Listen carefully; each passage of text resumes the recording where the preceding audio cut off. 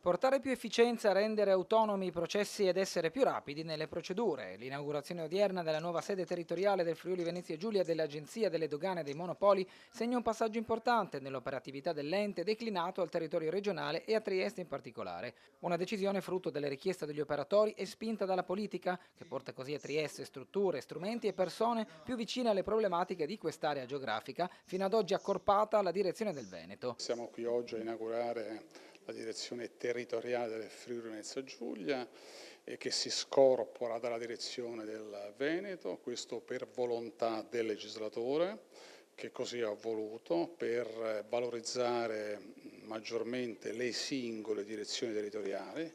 È inutile dire che Trieste qui rappresenta per questa regione un hub doganale fondamentale per tutto il Nord Europa, così come anche la direzione Veneto acquista autonomia e rappresenta ovviamente l'intero settore industriale e produttivo. L'impronta nel territorio si riflette non solo nella sede di Largo Panfili, dove oggi è stato possibile visitare il laboratorio, ma anche negli spazi di Largo Santos, nei pressi dell'ingresso monumentale del Porto Vecchio, che attraverso un accordo con il comune e una permuta che riguardano determinate aree del mercato ortofrutticolo potrà potenziare la propria presenza in città. È un'occasione sicuramente molto importante.